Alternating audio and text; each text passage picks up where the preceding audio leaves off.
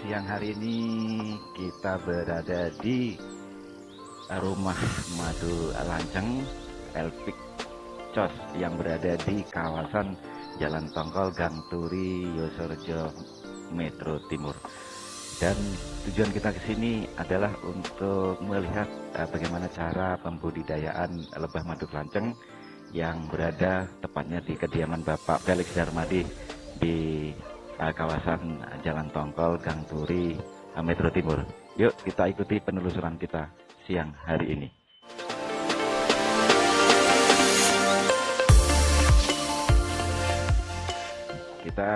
Siang hari ini kita berada di rumah Bapak Felix Darmadi dan kita akan mengeksplor tentang pembudidayaan madu kelanceng, bahwasannya madu kelanceng ini sudah mulai dibudayakan di kota Metro.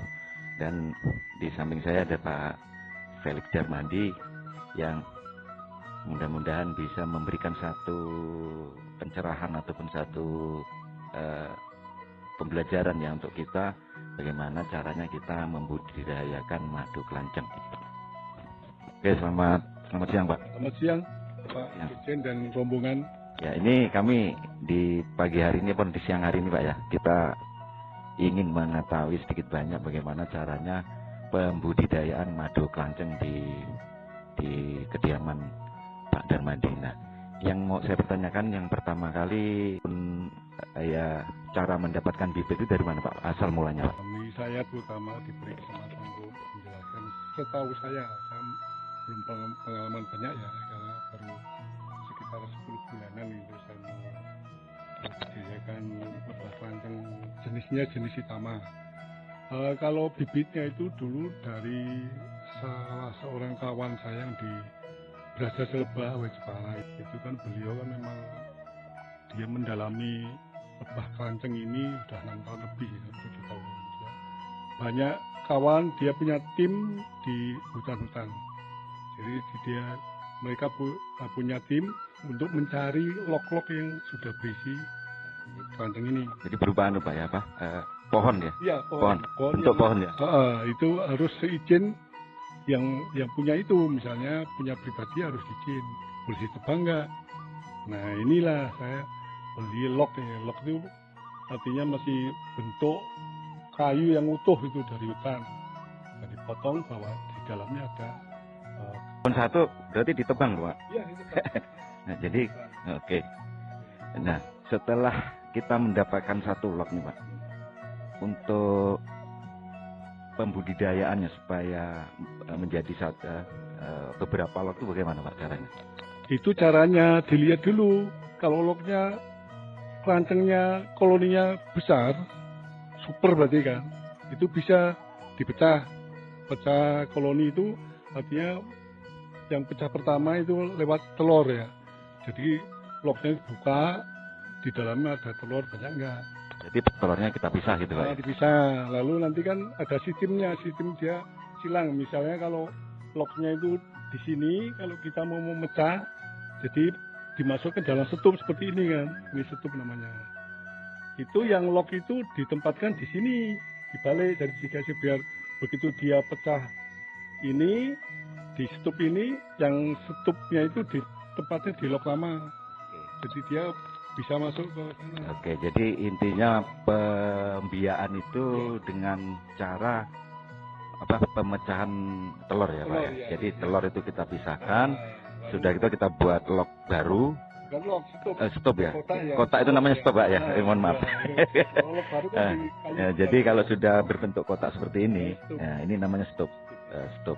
Jadi cara pembiakannya tadi telur dipisah, dibuatkan stop ataupun kotak, dan nanti dia berkembang Pak ya di situ ya. Di dalamnya ada telur. Oke. Iya. Jadi telur calon pekerja. Jadi kalau telur calon pekerja sudah netas, kan banyak itu karena terdiri dari lempengan itu, berapa lempeng itu ada sekian ratusan. Kalau telur calon ratu ada beberapa itu agak besar sedikit itu daripada yang telur pekerja ini. Jadi dia kalau udah netas, nah nanti dia membuat koloni itu semakin kuat. Terus gitu. Nah, kemudian ini Pak, setelah apa namanya, setelah kita punya beberapa stok ya, stok ini, terus ini cara pemeliharaannya Pak, atau misalnya kita ngasih makannya itu bagaimana Pak? Kita nggak memberi makan, hanya menyediakan, bisa menanam bunga-bunga. Nggak pernah memberi makan, dia cari makan sendiri. Jadi makanannya itu dari putik bunga Pak ya? Ya, Jadi putik bunga.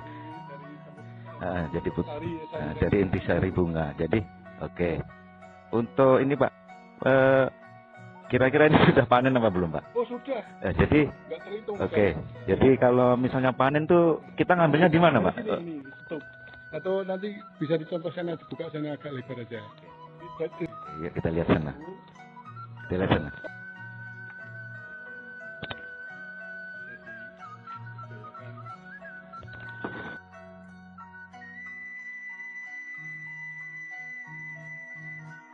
Bolong-bolong berarti belum diisi madu ya. Kayak buntet ini ada putih-putih itu sudah ada madunya, tinggal panen. Nah manennya itu kalau saya sudah punya mesin sendiri dulu, enggak diangkat. Sedot aja, sedot pakai spet itu, sedot. Kalau Kayak model suntikan ya. suntikan itu yang manual. Kalau yang model sudah ada mesinnya itu tinggal nggak bisa diangkat, ini aja. Tapi ada teknik tertentu kalau mau biar aman nggak campur ini top ini diangkat, bawa kemana dulu baru disedot.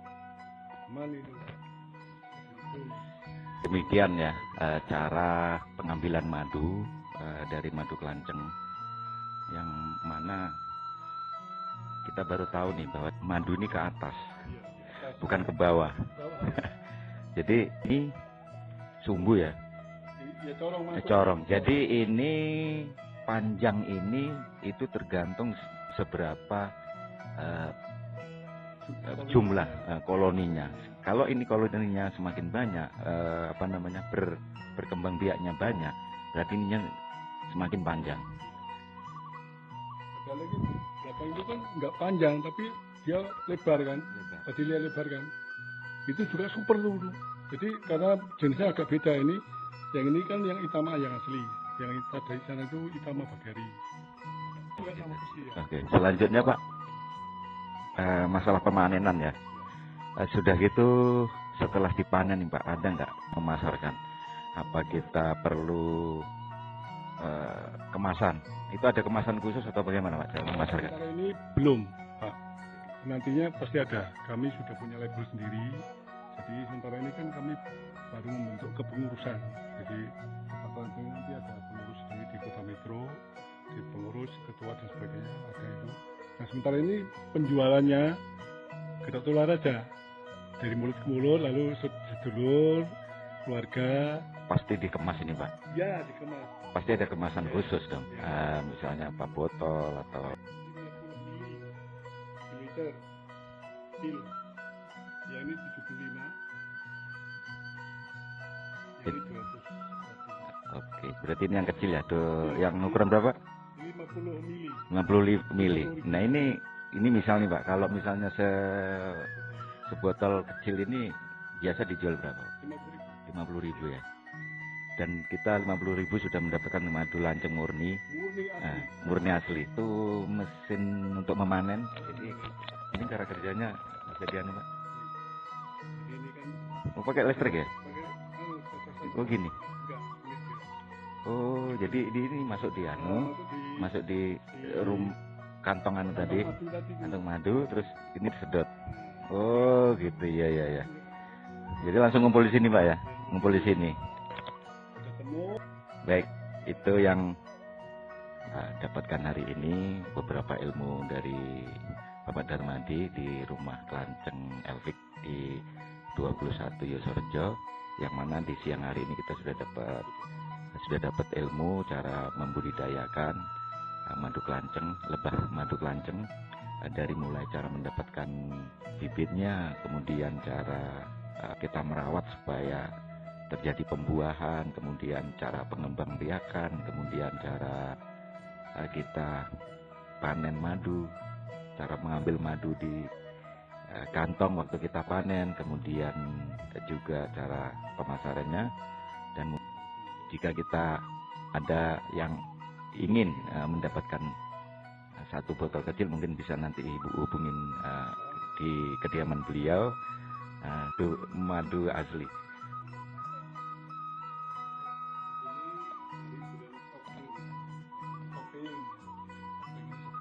Hampir 1 liter. Banyak juga ya. Anunya jenis transfernya yang dikembangkan di Metro itu masih tempat Pak Jack itu ada sertifikasi di lingkungan masing-masing. Nah, saya hanya utama dengan terminator. Terminator ini model jenis masih yang kecil-kecil, kecil. Jadi utama. Jadi kebanyakan di sini jenis hitam. Yang utama ya, jenis utama. Lalu utama juga warna coklat ini. Ini utama bakteri ini. Beda kan contohnya. Lembutnya ada kuningan. Terminator beda lagi, terminator kecil itu lembut. Oke, demikian yang dapat saya laporkan dari kawasan pembudidayaan lebah madu pelanceng Elvik Cos yang berada di 21 Metro Timur. Kita akan jumpa lagi nanti. Oke. Oke, demikian tadi yang dapat kami laporkan dari kawasan pembudidayaan lebah madu pelanceng Elvik Cos yang berada di kawasan 21 Yosorejo Metro Timur, dan kita akan jumpa lagi di lain waktu dan lain acara. Salam sehat.